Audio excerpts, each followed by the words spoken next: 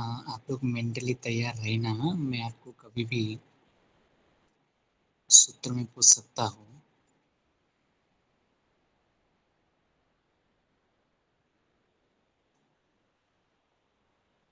अ, एक मिनट। सूत्र बता सकते हैं कौन सा था?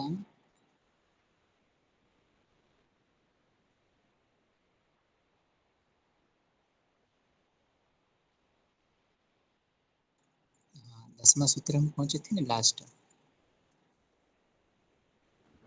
हाँ सर, 3.10 4 पॉइंट।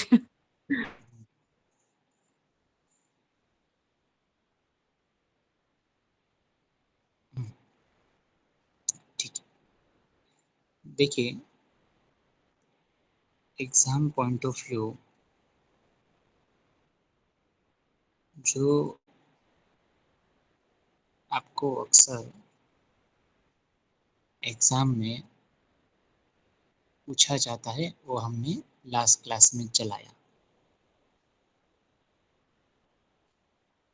जिसमें कर्म और वासना की हम लोगों ने बातचीत की थी कि भाई हमने कहा था कि टोटली 4 प्रकार के ऐसे कर्म है जिस कर्म के आधार पर 3 ऐसे कर्म है। मेरी आवाज ठीक आ रही है ना?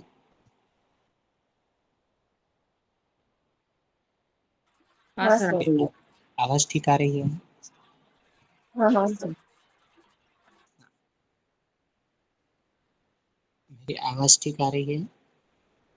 हाँ हाँ सर, आ सर, रही आवाज है। आ रही है।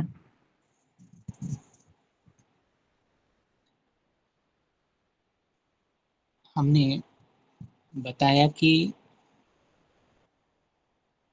3 ऐसे कर्म है जो आम लोगों के कर्म देखने को मिलते हैं, जैसे पुण्य कर्म, पाप कर्म, पुण्य और पाप कर्म। जब तक ये 3 कर्म है तब तक व्यक्ति के अंदर कुछ न कुछ वासनाएं पैदा होती है। और जो योगी के कर्म होते हैं, योगी के का जो कर्म है जिसको हम कहते हैं अशुक्ल और अकृष्ण कर्म, ये योगी के कर्म करने से व्यक्ति के अंदर वासनाएं पैदा नहीं होती है। ये हमने आपके सामने बताया था।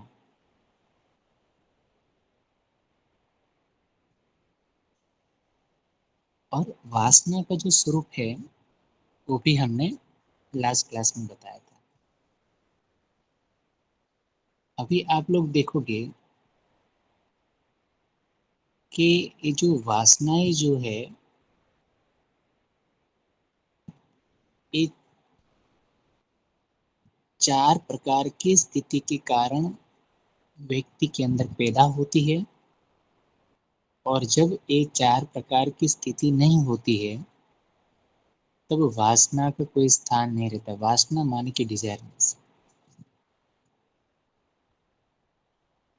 देखो तो ये जो 4 स्थिति बताई, वासना जब तक ये 4 स्थिति में होती है तो हमें प्रभावित करती है। जब ये 4 स्थिति का अभाव हो जाता है तब वासना का कोई प्रभाव नहीं होता है। जैसे आप देखोगे कि जो 3 प्रकार के कर्म अभी मैंने बताए, पुण्य कर्म, पाप और पुण्य कर्म, इस कर्म का कोई न कोई कारण है, कोई न कोई परिणाम है, कोई न कोई आधार है और कोई न कोई ऐसी चीज है जो हमें आलंबन की तरफ ले जाती है, यानी कि वो हमें ग्रहण की तरफ ले जाती है। कोई भी कर्म ले लो आप, पुण्य पाप, पाप पुण्य कर्म। तो महर्षि कहते कि जब ये 4 स्थिति होगी तो व्यक्ति के अंदर वासनाएं 4 कारणों के कारण पैदा होती है, और जब ये 4 स्थिति नहीं होती है तो वासनाएं चली जाती है।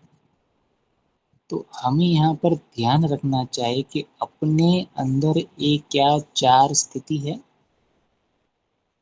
तो महर्षि यहाँ पर बताते कि हेतु फल आश्रय आलंबने संग्रहीतो त्वात् ऐषाम अभावे तद अभाव।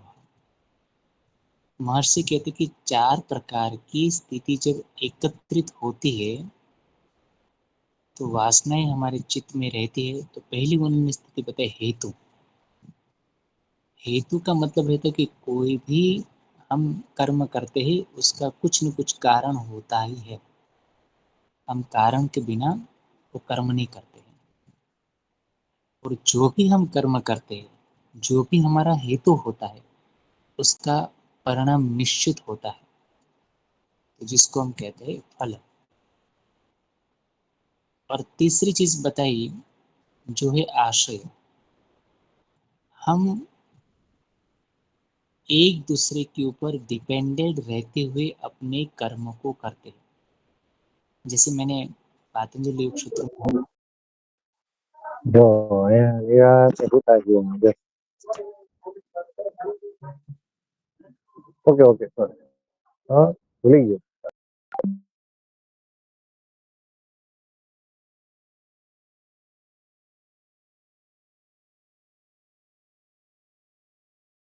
के प्रति कि भाई ये हमें चाहिए ही चाहिए, तो महर्षि कहते हैं कि वो हमारे अंदर वासना का कारण हो सकता है। चौथी चीज बताई आलंबन, यानी कि हम उसको ग्रहण करना चाहते, हम उसको प्राप्त करना चाहते।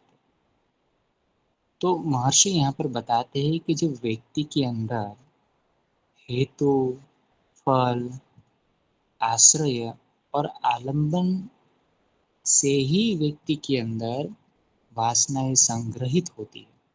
अब जरा सोचो कि जब हम अपने कर्मों को करते हैं तो ये 4 स्थिति अपने साथ रखते हैं।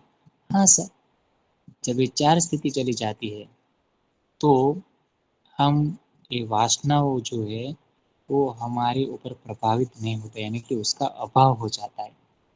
याद रखो। तो उपरोक्त 4 ऐसे कारणों के कारण, एक कोजिस के कारण व्यक्ति के अंदर वासनाएं पैदा होती है। ये मेरी बात समझ में आ रही है आपको? यदि एग्जाम पॉइंट ऑफ व्यू ऐसा पूछा जाए कि वासनाएं पैदा होने का कारण कौन कौन सा है, तो आपको ध्यान रखना है कि वासनाएं जो है वो 4 ऐसी स्थिति के द्वारा पैदा होती है। एक है हेतु, दूसरा है फल, तीसरा है आश्रय और चौथा है आलंबन। ये प्लीज मत भूलना आप लोग।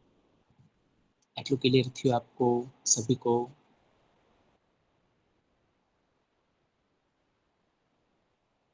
हाँ सर। ये क्लियर हुआ आपको? हाँ सर। हाँ सर। इसका स्क्रीनशॉट ले लो प्लीज।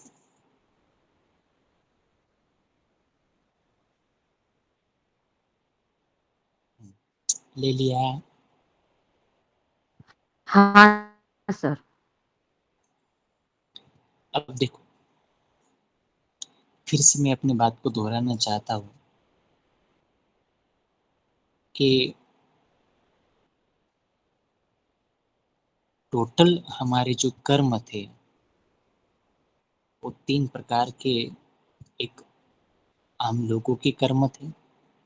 कर्म शुक्ला कृष्ण योगिन स्त्री विधि मित्रेशाम।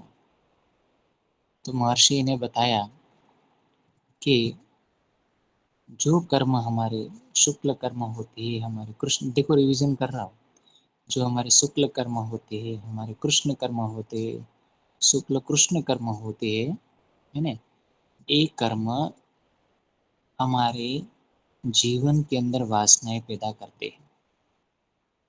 पर जो योगी के कर्म होते हैं, वो योगी के कर्म कैसे होते? अशुक्ल और अकृष्ण कर्म होते हैं। जो कर्म व्यक्ति के जीवन पर इतना प्रभाव नहीं डालते। तो पहले तो हम ये समझे कि जीवन पर कर्मों का प्रभाव कैसे पड़ता है। हाँ?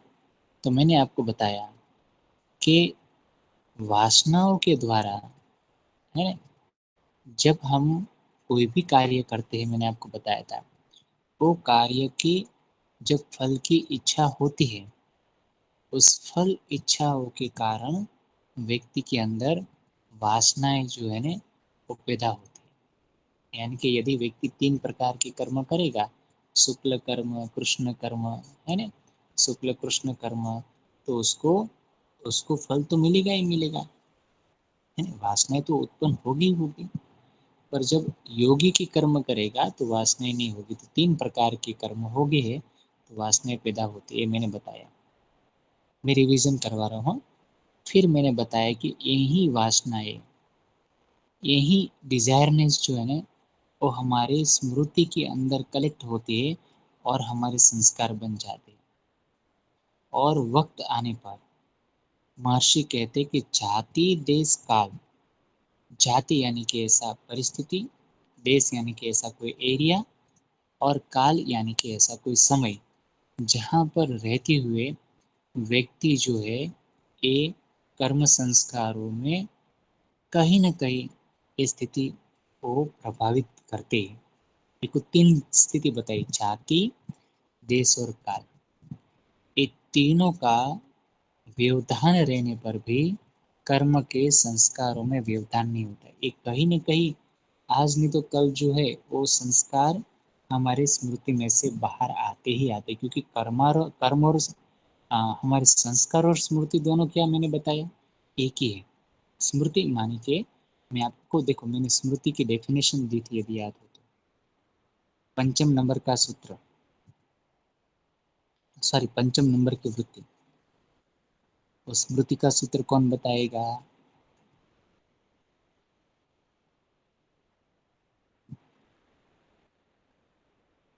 अनुभूत विषया संप्रयोगे विषयाणाम, है ना, ऐसा मैंने बताया था।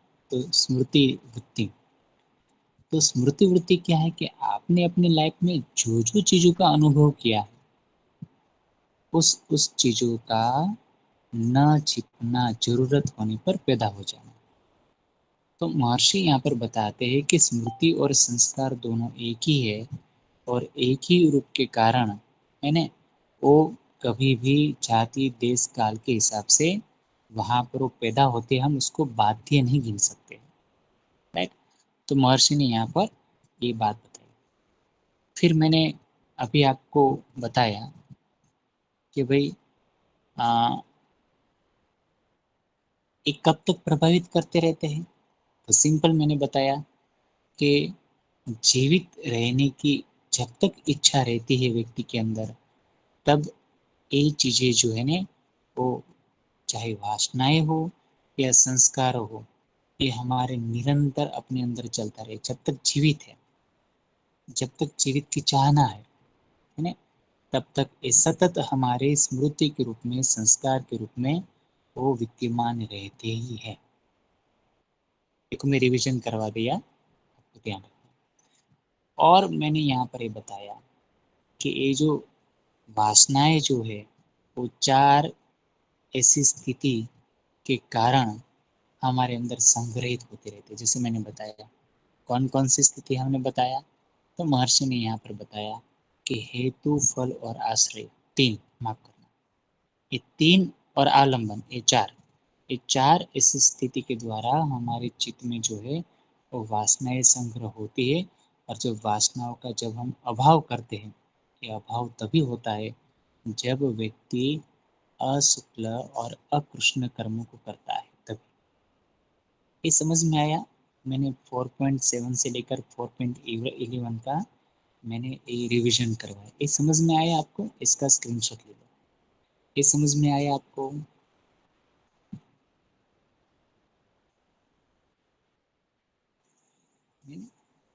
देखो प्रेजेंट रहना आपके कि सर इसमें से हमें क्वेश्चन कैसा पूछा जाता है, तो मैंने अभी बताया डिफाइन द स्मृति एंड संस्कार अकॉर्डिंग टू पातंजलि योग सूत्र। स्मृति और संस्कार का आप लोग बताइए। तो आपको सिंपल लिखना है कि स्मृति और संस्कार दोनों एक ही है। वो व्यक्ति की जाति, देश और काल के कारण क्या होते हैं, वो पैदा होते हैं। आप उसको दबा नहीं सकते हो। फिर कि अभी ऐसा पूछ सकते हैं कि वासनाओं का संग्रह कैसे होता है और वो किस तरह से प्रभावित होता है। तो आपको ध्यान रखने की जब तक व्यक्ति के अंदर 4 स्थिति है, हेतु, फल और आश्रय और आलंबन की, तो ये वासनाएं जो है वो हमारे चित्त में संग्रहित होती है और संस्कारों के रूप में जो है वो प्रभावित होती ही रहती है। तो सर उसको हम कैसे दूर करेंगे? तो महर्षि ने बताया कि जब व्यक्ति अशुक्ल और अकृष्ण कर्म करता है, जो योगी के कर्म होते हैं, तभी जाकर व्यक्ति के अंदर ये जो वासनाएं है ना, वो दूर होती रहती है। इतना क्लियर हुआ?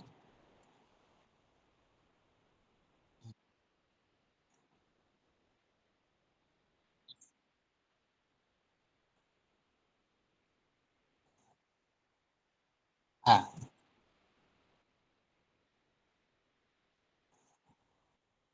स्वतः प्रकट हो जाएगी।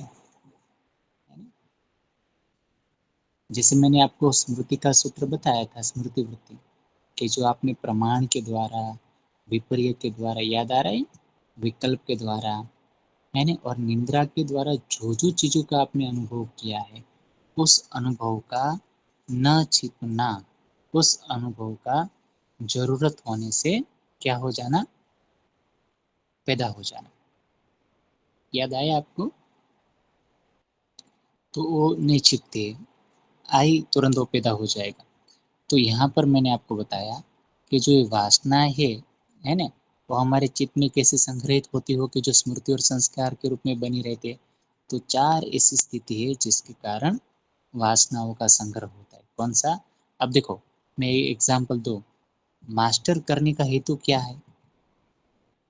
तो आप लोग हमें ज़रूर कहोगे सर मास्टर डिग्री करने के बाद हम लोग यूजीसी नेट में जाएंगे, जी सेट एग्ज़ाम देंगे, आगे हम पढ़ाई करें तो करेंगे, तो कहीं ना कहीं हेतु है, ऑब्वियसली उसका फल भी मिल रहा है। आप आश्रित भी हो, उससे ऊपर आश्रित भी होगे, कहीं ना कहीं आप लोग उससे अर्निंग भी करेंगे। और आप जो पढ़ते हो, वो पढ़ाई के अंदर भी कुछ न कुछ चीज़ों का क्या करोगे, आप उसको ग्रहण भी करोगे। तो एक क्या है, 4 चीज़ों के द्वारा जो है वो वासनाएं हमारे अंदर संग्रहित होती है। ये क्लियर हुआ आपको?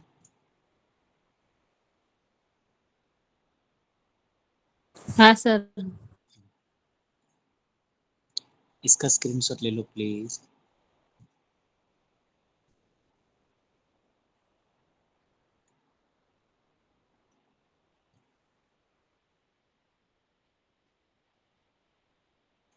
कौन सा बेन? हाँ, हाँ, सेम है। अनादित्व का मतलब ये होता है कि अनादित्व में अनादि काल से। तो अनादित्व कौन है? जो हम लोग इच्छा रखते हैं जीवित रहने की, वो अनादिकाल से, है ना? राइट, सही है आपका। अब आपके अंदर यहाँ पर प्रश्न ऐसा होता है, क्या व्यक्ति ए स्थिति से मुक्त हो सकता है? किससे? वासनाओं से। तो उसको क्या करना पड़ेगा? देखो, आप बिलीव नहीं करोगे, पूरा केवल ये जो पाद है ना, वो सांख्य फिलोसॉफी को रिप्रेजेंट करता है। जैसे समाधि पाद में आप देखोगे कि कुछ न कुछ चीजें ऐसी थी जो हमें समझ में आती थी, जो वृत्ति थी, अंतराय थे, समाधि कॉन्सेप्ट था, ईश्वर का कॉन्सेप्ट था। साधन पाद में क्रिया योग था, अष्टांग योग था, हे तुहानुपाय थे। जब आप लोग विभूति पाद में पढ़े थे तो बहुत सारी सिद्धियां थी। अब यहाँ पर क्या है कि भाई, विभूति के बाद की जो स्थिति है वो बिल्कुल प्रकृति को समझने की स्थिति है। और हम यहाँ पर क्या, केवली पाद में प्रकृति की स्थिति को समझ रहे हैं, प्रकृति यानी कि ह्यूमन बीइंग की स्थिति को समझ रहे हैं। इसलिए यहाँ पर कुछ ऐसे वर्ड्स आते हैं, वासनाओं के वर्ड्स, संस्कारों के वर्ड्स, कर्मों के वर्ड्स, हाँ, ये सारी स्थिति आती है जो यहाँ पर आप देख सकते हो। तो महर्षि ने यहाँ पर एक बताया कि हम लोग जो है, जो साधक है ना, वो ये बंधनों से मुक्त यदि होना चाहता है तो किस तरह से हो सकता है, क्या वो हो सकता है बंधनों से मुक्त, उसके यहाँ पर बात उन्होंने बताई। तो महर्षि ने सूत्र के द्वारा बताया कि अतीत अनागतम, अतीत माने कि क्या, भूतकाल, अनागतम माने कि क्या, जो आने वाला है, स्वरूपतः अस्ति अद्व भेदात धर्मणा। अब देखो एक एक शब्द को जब आप समझोगे तो आपको पता चलेगा। तो धर्मणाद का मतलब क्या होता है, धर्मों का पालन करने से, धर्म माने के कार्य, जो व्यक्ति अपनी फर्ज अदा करता है उसको हम कहते हैं धर्म। नेक्स्ट है बताए अद्व, देखो यहाँ पर बताए ना, अस्ति अद्व भेदात, अद्व का मतलब होता है काल, काल माने के समय, पहले एक शब्द को समझ लीजिए।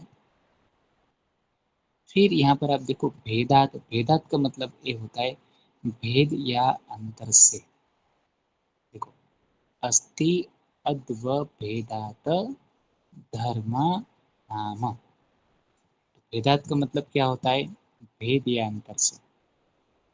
पहले सूत्र को समझो फिर हम लोग उसका एक्सप्लेनेशन हम करेंगे। अतीत का अभी मैंने मतलब बताया भूतकाल, जो बीत चुका है। अब ऐसे भूतकाल को हम कभी परिवर्तित नहीं कर सकते, ऐसा भूतकाल जो अतीत हो चुका है। दूसरी महर्षि ने बात बताई अनागतम, भविष्य, भविष्य माने अभी मैंने बताया जो आने वाला है, आया नहीं है। धर्मनाम यानी कि धर्मों का काल अर्थात समय के, भेदात यानी कि अंतर से, अतीत यानी कि भूतकाल, अनागतम यानी कि भविष्य काल।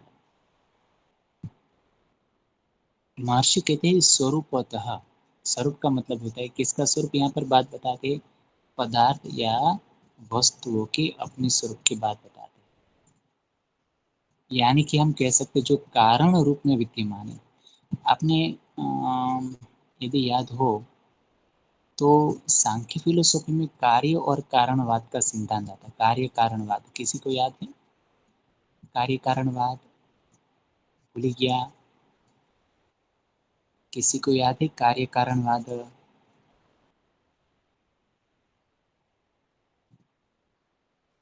अब मेरी आवाज आ रही कि चली गई? हाँ सर, वो सुना है लेकिन वो हमने पढ़ा नहीं है। अच्छा, सांख्य सिर्फ कोई बात इंट्रोडक्शन नहीं। था। तो फिर ये आपने तीसरे पाठ में ये पढ़ा था बेन, धर्मी और धर्म। हाँ सर। हाँ, तो धर्मी और धर्म क्या था?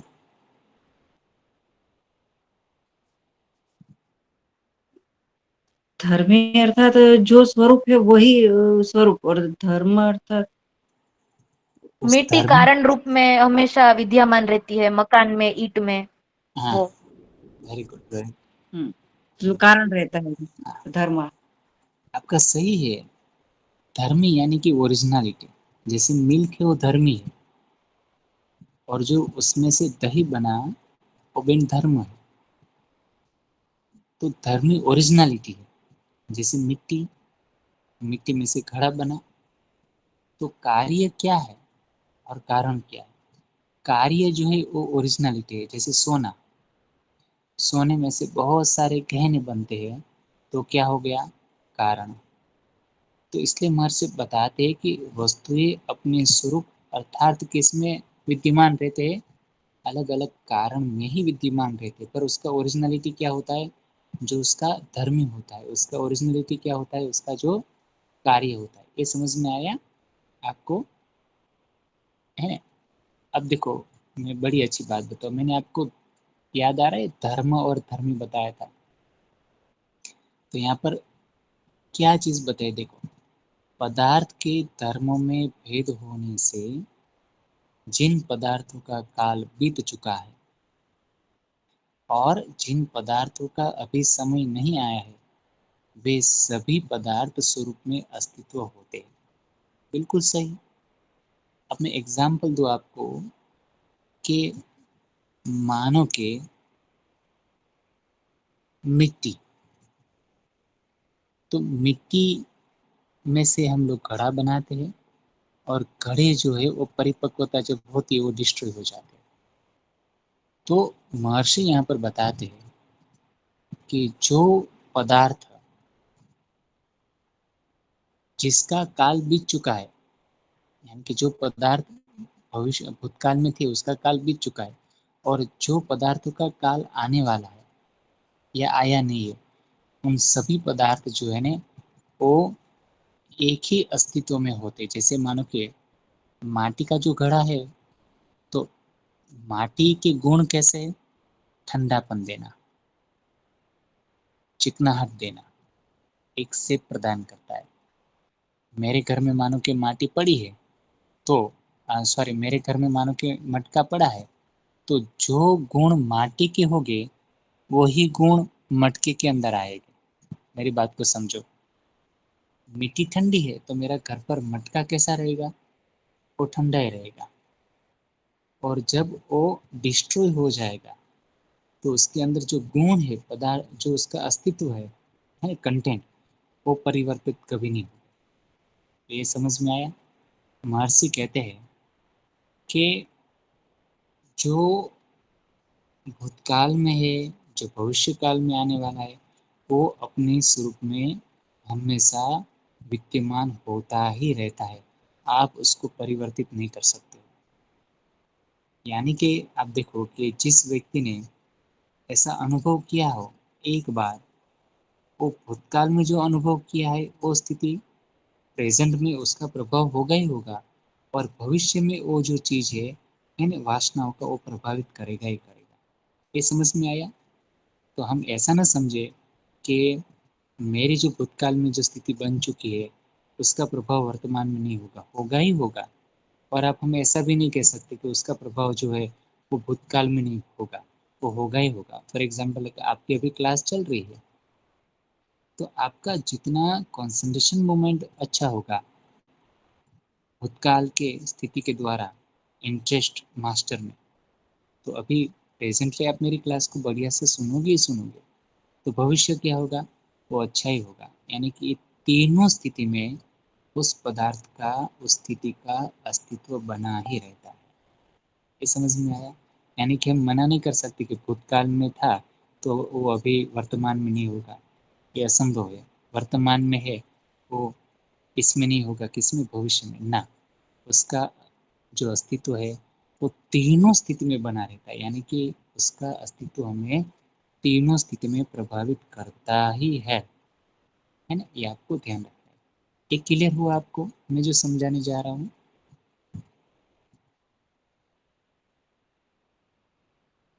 हाँ सर, जो धर्म और धर्मी वाला हमने जो सूत्र पढ़ा था, तो उसमें जो चीज बता रहे हैं वही चीज यहाँ पर भी हाँ हाँ। बताई है। तो दोनों, हाँ, तो दोनों में डिफरेंस कुछ होगा ना? नहीं, यहाँ पर वासनाओं की बेन बात हो रही है। हाँ, बराबर। वहां पर कौन सी बात हो रही थी? वहां पर पदार्थ की, देखो मैंने वहां पर दो चीज बताई थी, आपको याद हो तो। चित्त के ऊपर प्रभावित होने वाली स्थिति और वस्तु के ऊपर प्रभावित होने वाली स्थिति। तो धर्म और धर्मी किसकी स्थिति थी? वस्तु के ऊपर होने वाली स्थिति। यहाँ पर क्या है? हुँ, उन्होंने वासना। वासनाओं के साथ जुड़ा है वो चीज, हुँ, है ना? ये पता चला आपको? मैंने अभी कहा कि ये पूरे की पूरा केवल ये पाद जो है ना वो सांख्य फिलोसॉफी के साथ है। जब तक व्यक्ति के अंदर अस्मिता यानी कि वासनाएं है, वो केवल ये को कतई प्राप्त नहीं कर सकते। उद्देश्य एक ही शब्द में है।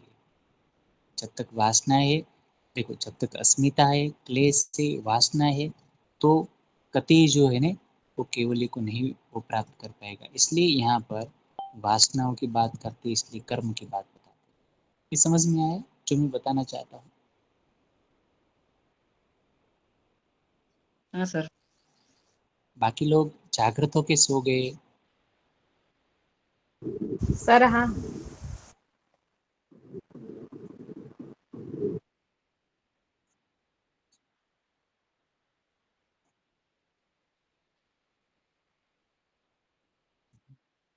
हाँ हाँ, भले उसने पिछले जेल में गया हो तो प्रभावित तो करेगा ही, वो करेगा।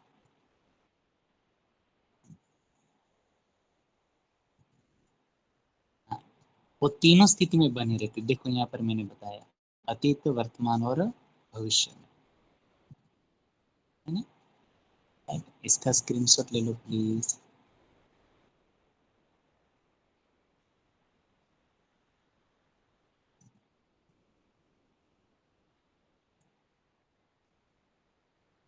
हाँ, ले लिया आपने।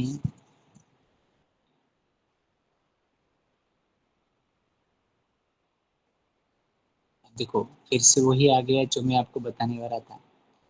धर्म का असली स्वरूप क्या है ना, पता चला है ना? अब देखो, फिर से एक बार सूत्र के द्वारा हम समझने का प्रयत्न करेंगे। महर्षि कहते हैं, ते व्यक्त सूक्ष्म गुणात्मान। देखो, ते माने कि क्या? ते माने कि उन्होंने, महर्षि ने बताया कि जो धर्म तीनों काल में जिसकी सत्ता है, अतीत, वर्तमान और भविष्य काल, तीनों काल में जो सत्तावान है। और व्यक्त का यहाँ पर मतलब होता है जो प्रकट होना, स्थूल रूप में जो प्रकट होता है। व्यक्त सूक्ष्म, दो स्थूल रूप से सूक्ष्म की स्थिति में जो प्रकट होता है। और महर्षि ने बताया गुणात्मान, यानी कि गुण के रूप में जिसका अस्तित्व रहता है। मैं एक एग्जाम्पल दूं, जैसे जो तीनों काल में विद्यमान रहने वाला यदि कोई पदार्थ है, वो व्यक्त होता है, वो प्रकट होता है। और जो सूक्ष्म रूप से अप्रत्यक्ष गुण रूप में उसका अस्तित्व बना रहता है। जो बेन ने जो एग्जाम्पल दिया, उसी एग्जाम्पल को मैं आगे बढ़ाना चाहता हूँ कि मानो कि जो व्यक्ति भूतकाल में वो जेल जा चुका है,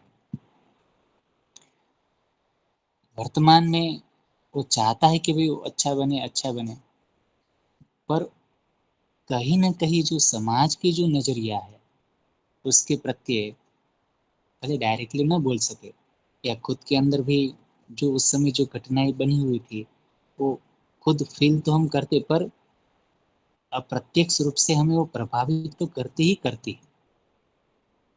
यानी कि वो अपने अंदर तो बना रहता ही वो भाव। कौन सा?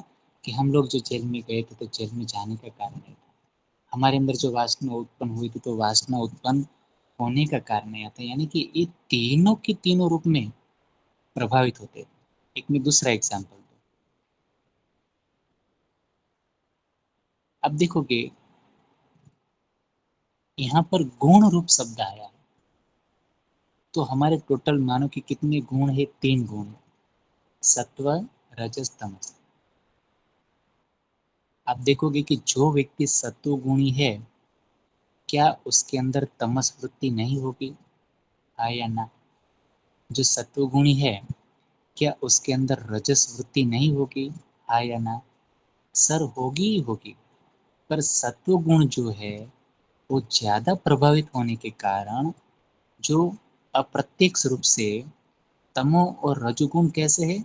दबे हुए है, पर उस सत्व गुण के अंदर तो है ही है। ये यहाँ पर महर्षि बताना चाहते हैं। ये बात समझ में आ रही जो मैं आपको बताना चाहता हूँ,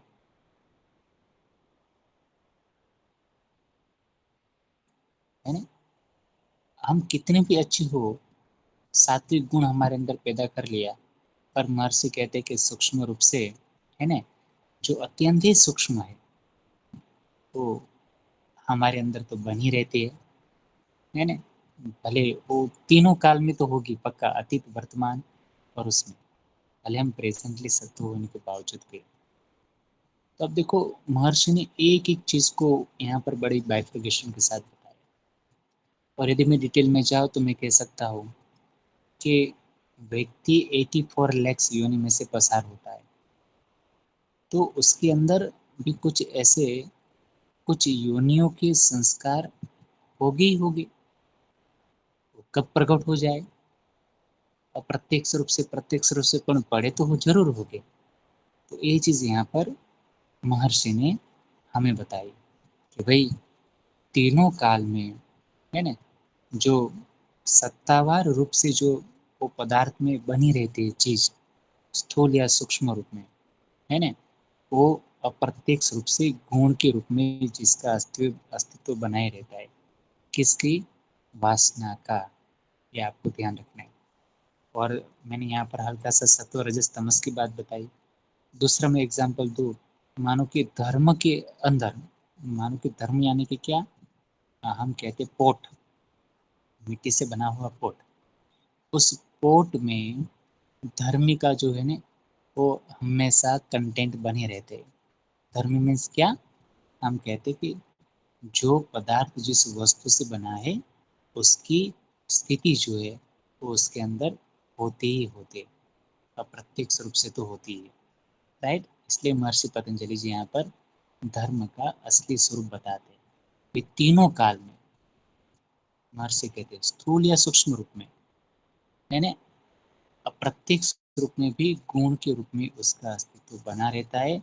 आप कितना भी हम कहे कि भाई हम सत्व गुणी बन चुके हैं, पर रजस तमस तो हो गए हो गए। आप कितना भी मटका बढ़िया से ले लो, और उसके अंदर वही मिट्टी गुण हो गए जो एक कोल्डनेस हमें प्रदान करता है। ये समझ में आया आपको? ये समझ में आया? हाँ। जी हाँ। सर।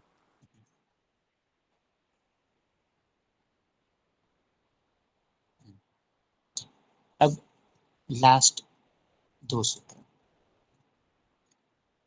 महर्षि कहते कि परिणाम एकत्वात वस्तु तत्व, वही चीज हो रहा है। परिणाम माने कि क्या, रिजल्ट। तो वो परिणाम के एकत्वात यानी कि एक होने से वस्तु या पदार्थ में एक तत्व का भाव बना रहता है। अब जरा सोचो, मैंने अभी बताया कि हमारे तीन गुण है, सत्व रजस तमस। ये तीन गुणों का एक रूप में परिणाम होने से उस पदार्थ में एक तत्व का भाव तो होता ही है। मैं यदि आपको पूछूं एक एग्जाम्पल के रूप में कि ह्यूमन बीइंग है वो किससे बना है, प्रकृति से, राइट या रॉन्ग। तो प्रकृति के जो तीनों तीन गुण है वो व्यक्ति के अंदर तो बने ही होंगे, कभी रजस होगा, कभी तमस होगा, हाँ, कभी सत्व होगा। तो ये तीनों के गुण में कभी कभी परिवर्तन भी होता है। कभी मानो कि हम मंदिर में गए तो सत्व गुण ज्यादा बढ़ जाता है, कभी हम दूसरी जगह पर गए तो हमारे अंदर तमस वृत्ति बढ़ जाती है। यानी कि ये समय समय के दौरान जो है वो वस्तु में कुछ ऐसी भिन्न भिन्न स्थिति देखने को मिलती है, वस्तु यानी कि एक ह्यूमन बींग के अंदर। पर उसका जो स्थिति होगा वो एकत्व का भाव ही होगा। अच्छा, हम ह्यूमन बींग को क्या समझते हैं, वे गुणों से भरा पड़ा व्यक्तित्व। पर हम है तो एक ही, प्रकृति तो हम एक ही है। तो प्रकृति के अंदर तीन गुण तो हमारे अंदर तो होते ही होंगे, भले हम ऐसा समझे कि रजोगुण है, तमोगुण है, सत्वगुण। तो महर्षि ने बताया कि तीन गुणों का एक रूप में परिणाम होने से उस वस्तु और पदार्थ में कैसा होता है, एकत्वता ही हमें देखने को मिलती है। क्योंकि तीन गुण कैसे है, प्रकृति के गुण है, हाँ, और वस्तु में भी जब आप देखोगे तो उसमें भी एकत्वता ही देखने को मिलेगी। कैसे मैं एग्जाम्पल दूँ, मानो कि मिट्टी, जो मिट्टी के गुण हो गए, आप उसको अलग अलग नहीं कर सकते हो, वो मटके में पक्का होगा ही होगा। तो वो चीज़ जैसे मैंने अभी बताया, वही चीज़ यहाँ पर चल रहा है ना। ये समझ में आया आपको? मैंने नहीं कहा कि ये डिक्टो पूरा सांख्य फिलोसॉफी का ही है यहाँ पर। ये समझ में आया आपको?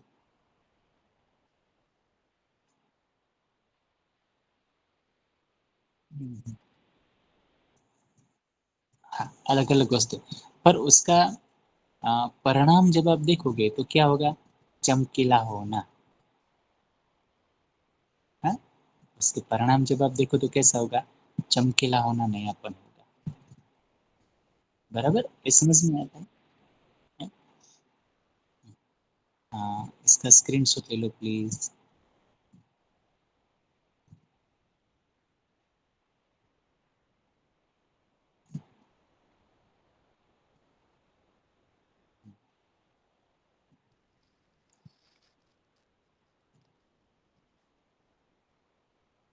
देखो, बड़ी अच्छी बात बताई। 13 नंबर का स्क्रीनशॉट लेना रह गया है शायद ले सबका, लो, मेरा भी रह गया है।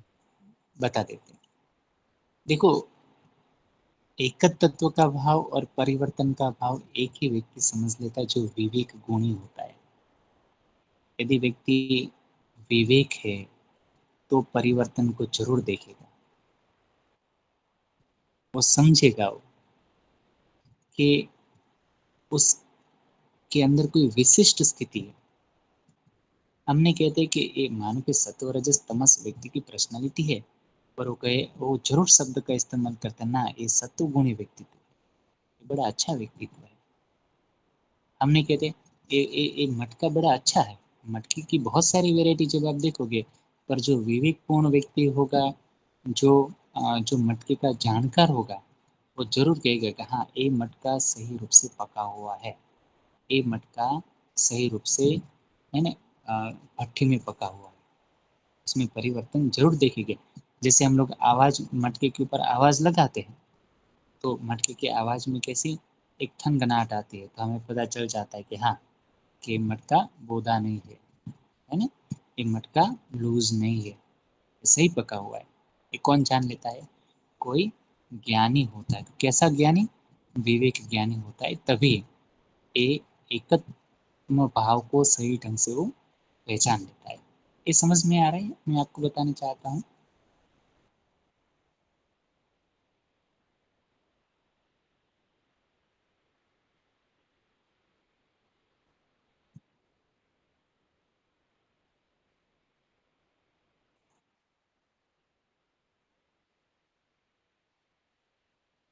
हाँ।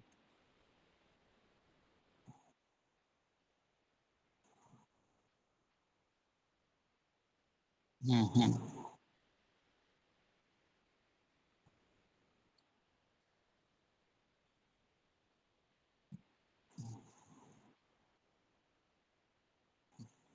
अब देखो, हमने कहते कि जोहरी, जो एक अच्छा जोहरी होता है ना, वो हीरे की परख जरूर कर लेगा,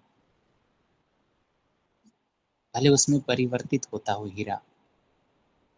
अब देखो, जो अच्छा आ, जो सोने चांदी का जानकार होगा, उनको हाथ में लेते हुए पता चल जाएगा कि भाई हाँ, ये कितना कैरेट शुद्ध है नहीं।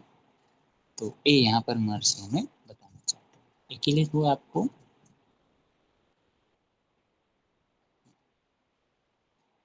एक क्लियर हुआ? हाँ,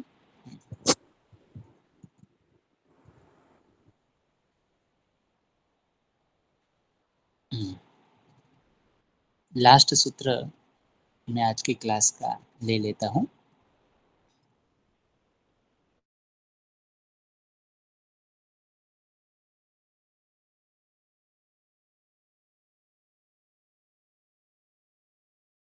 भेदात तयो विभक्ति पंथा।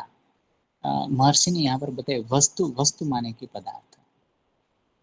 तो वस्तु में महर्षि कहते, जैसे आगे वाला सूत्र यहाँ पर चल रहा है, वस्तु में या पदार्थ में एक समान होने से भी चित, चित यानी कि ज्ञान, ज्ञान अलग अलग होने से भी उन दोनों में, किसमें, वस्तु और उसके ज्ञान का मार्ग कैसा होता है, अलग अलग होता है। जैसे मैंने अभी बताया आपको, जैसे बहन ने बताया, वस्तु के एक समान होने से भी अनेक चित्तों में ज्ञान का अंतर होने से उन दोनों अर्थात वस्तु और ज्ञान के मार्ग अलग अलग होते हैं।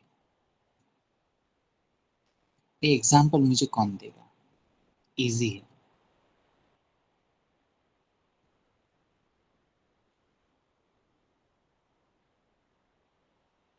जैसे कि मैंने एक एग्जाम्पल आपके सामने रखा, जो जौहरी है और मैं और आप सभी लोग, मेरे सामने हीरा जो पड़ा है वो एक ही है, जो मैं चेक करूँगा, जो जौहरी चेक करेगा, पर जो परखने वाला होता है उसका ज्ञान अलग अलग होता है। ये दोनों ज्ञान में अंतर होने से वस्तु और उसके ज्ञान में मार्ग अलग अलग होता है। जैसे मैं चेक करूँगा तो मुझे इतना नहीं पता चलेगा, मैं कहूँगा ठीक है चलो, आप कहोगे कुछ अच्छा बताओगे, और जो चोरी होता है वो कहेगा हाँ भाई ये तो बड़ा कीमती हीरा है। वस्तु है एक समान सबके लिए, पर अनेकों चित होने के कारण वो वस्तु और उसके ज्ञान के मार्ग में अलग अलग स्थिति देखने को मिलता है। आप समझो, कोई उस वस्तु को अलग ढंग से समझता है, कोई वस्तु जो है उस स्थिति को गलत और दूसरी ढंग से देखेगा। यानी कि जैसे जैसे व्यक्ति की अंडरस्टैंडिंग उसके हिसाब से उस वस्तु के आंकलन जो है ना वो अलग अलग स्थिति में होते रहते हैं। ये आपको ध्यान रखना। ये पता चला जो मैं आपको बताने जा रहा हूँ।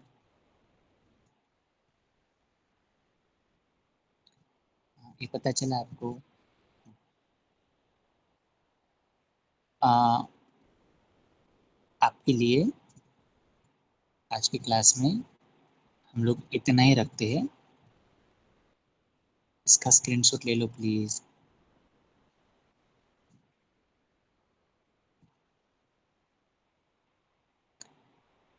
अब यहाँ पर देखो लास्ट लाइन फिर से उसका स्क्रीनशॉट ले, यानी कि उसके आईक्यू लेवल के हिसाब से वस्तु को देखने को और समझने में क्या होगा, अंतर होगा, है? जो इसका एक ही पॉइंट है ना? तो इसका आप लोग प्लीज स्क्रीनशॉट ले लीजिए। अब नेक्स्ट क्लास जो हम लोगों की होगी उसमें मैं आपको टोटल हमारे क्लास में कितने लोग हैं इसका स्क्रीनशॉट ले लिया आपने? हाँ, कौन सा स्क्रीनशॉट बाकी था? कौन सा स्क्रीनशॉट बाकी था? सर 13 नंबर वाला, सूत्र 13 नंबर का सूत्र। मुझे बताना प्लीज। हाँ, ये वाला। हाँ सर ये। हाँ सर यही। अब हमारे क्लास में कुल कितने लोग हैं? ले लिया स्क्रीनशॉट? आप टोटल पूछ रहे हैं? हाँ, स्क्रीनशॉट ले लिया पहले? हाँ सर। ठीक है, अब मैं बाहर आ जाओ। अब मुझे बताइए हाँ हमारे क्लास में कुल कितने